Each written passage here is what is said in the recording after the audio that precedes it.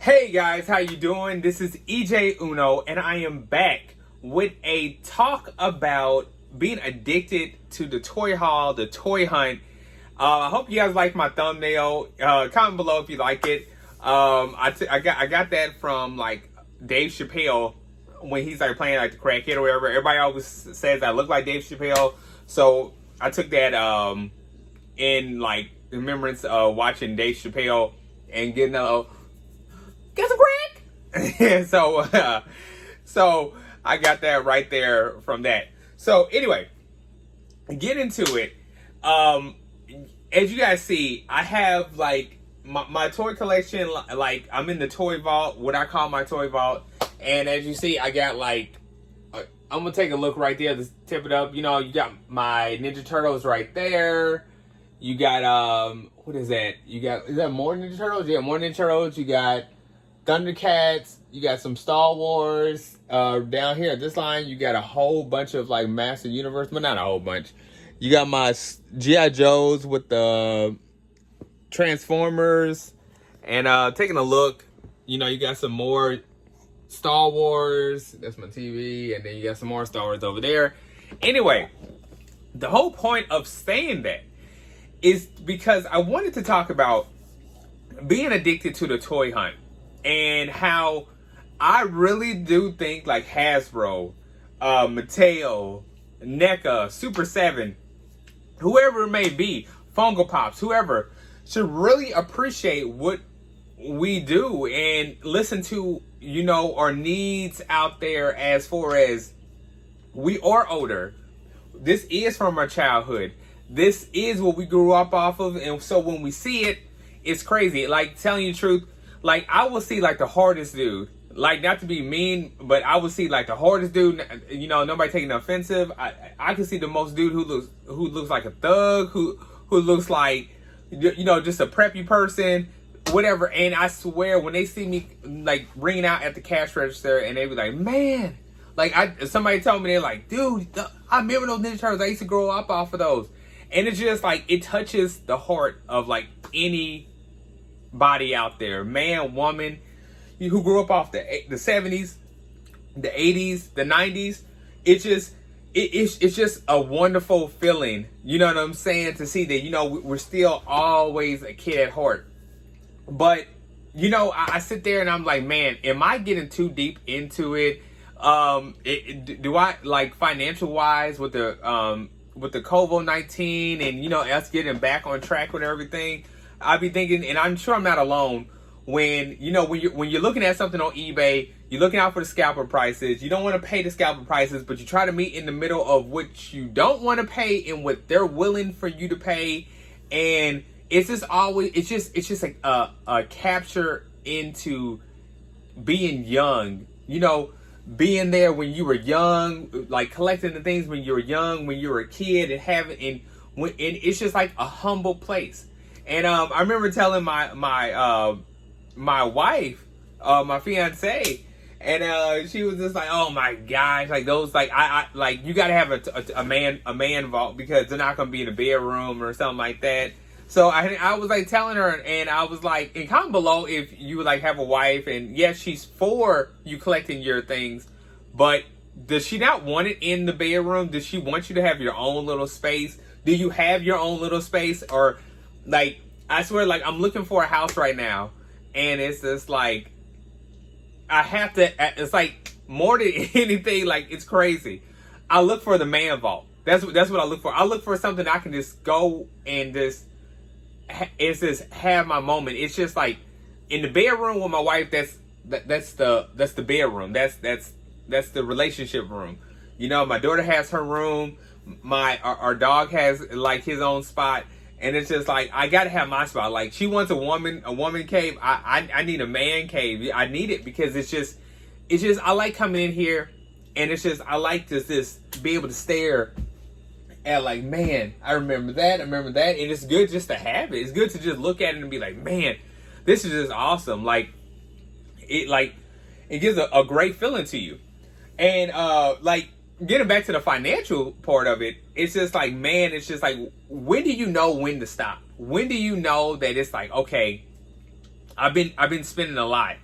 And then you move to another collection you think is a little bit cheaper, but the addiction gets a little bit more. And it's just like, my Master Universe, I got to say, is my most expensive line that I have collected. They're more expensive than the Ninja Turtles line. You know what I'm saying? But it's so awesome to have it. My G.I. Joe, I got to say, they are the most hardest. They are the most hardest to find collection I have ever came across. G.I. Joe's, Hasbro, you have met your match for the guy who has, like, I'm a toy hunt king, but you can literally ask Nair. Like, I will be on the phone, like, calling targets. Like, I call, like, literally, I think, like, 1, 2, 3, 4, 5. I think I live next to, like, 5 different targets within distance. And I call them all the time. I gotta say, G.I. Joe's has got to be the most hardest one to find. I mean, the Ninja Turtles, they are hard, but it's just, like, they're not, like, for some reason, the Ninja Turtles were more easier to come across than it was the G.I. Joes. Sorry guys, I had something in my eye. Sorry about that. But get it, like, I gotta say, I'm trying to see what Ninja Turtle was, like, the hardest thing to, like, come across to find, and I really believe it was, tell you the truth, I really don't think it was any Ninja Turtle. Like, seriously, it really wasn't no Ninja Turtle that I was like, oh man, I want to get it. It's like, literally, the Target that I go to, they had it. They're always good about it. I don't see them being no type of shiesty whatsoever. And it was just cool. Like, I mean, it was just cool. But G.I. Joe's, yeah, they were the hardest. Star Wars is never been the hardest thing to find. It's just, when they come out, you got to get Star Wars. You really do. Because with Star Wars, it's just like, I collect the vintage line. And right now, I'm on the Force Link. Because they're not, like, crazy expensive. Go check it out, Five Below. You can get them for like $3.25. That's not nothing. That's like almost $1 a figurine. So, like, not even almost $1. It's a little bit. It's $3.25. I mean, it's not that far from $1. So, I gotta say, like, I'm like, man, you know what I'm saying? Like, these are probably like the most, like, I was like, let me collect those. You know, from what I don't have from the vintage line. So that was pretty cool right there. And I'm collecting the vintage G.I. Joes. Like, I was like, man, you know what? I gave those away. I got to say, I shouldn't have gave away my vintage collection Transformers. I really shouldn't have, because I didn't want the rest of the Transformers, because I just wasn't into it. I just like, man, you know what I'm saying? This is getting too outrageous with Transformers. First of all, Transformers, like, they're expensive. They're expensive. But the vintage line, I'm like, man, I think I can just keep it calm at that point. But so I was like, let me do it like that. Let me just keep it with that. But getting back to, I keep on getting sidetracked, but getting back to talking about, when do you know when to stop? Like, comment below, when do you know when it is to stop with a collection? Is it when you start getting figurines that you just think is stupid, but like Marvel Legends, let me take that back. I don't think Marvel Legends is stupid.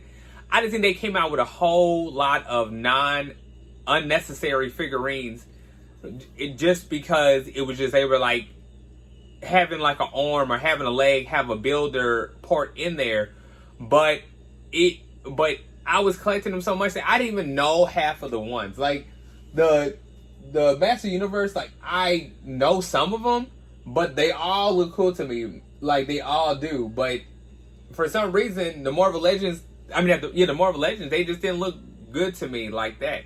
But, like that. But I was just like, you know, when it is to stop, I got a breaking point when it is to stop, but I don't know how long I can contain that. Like, right now, I'm just like, okay, the G.I. Joes are cool.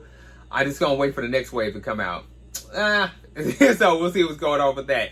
And it's just like, do you ever get like me when you like finish a collection? Like, my G.I. Joes, I'm all collected up. The only person I don't have is Baroness on a bike, and if I can get her at a good price, I will get her. But if I don't, I'm not mad about losing out. But when you come to your end of getting your collection, is it like you walk inside of a store and you'll like look at a collection and be like, man, you know what? I can start collecting that.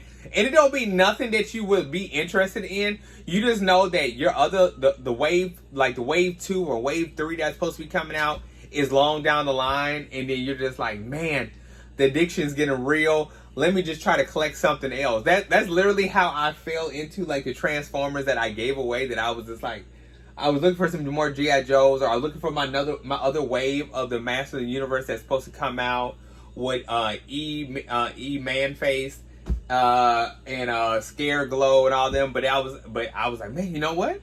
I was on eBay, and then I was like, man, you know, I saw like the new Transformer guy came out, or I think it was on Google. I saw that.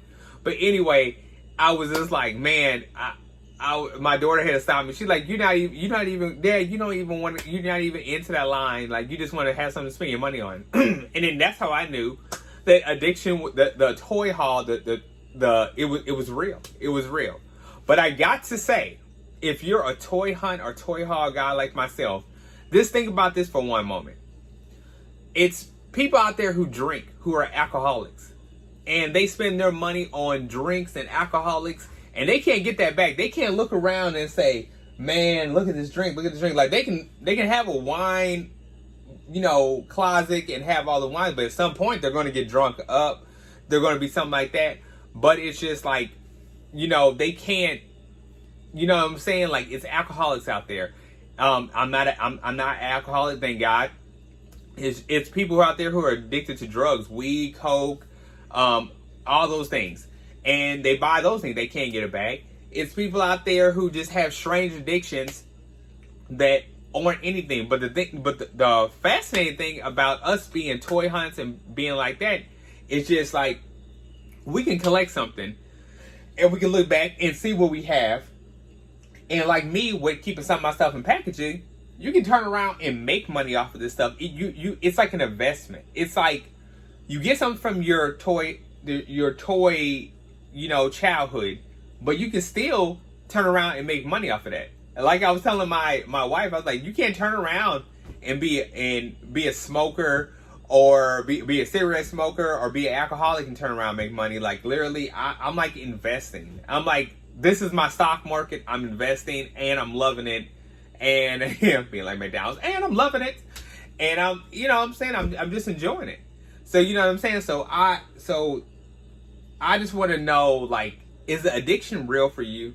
Is the toy hunt addiction to you? I think most of us would say yes. And comment below, do you know when to stop? Do you know when it is time for you to stop with a collection? And while you're waiting, do you find something else to collect that you really don't need to be spending your money on? So, you know what I'm saying? So let's leave it at that, and let's wait for the comments to roll in.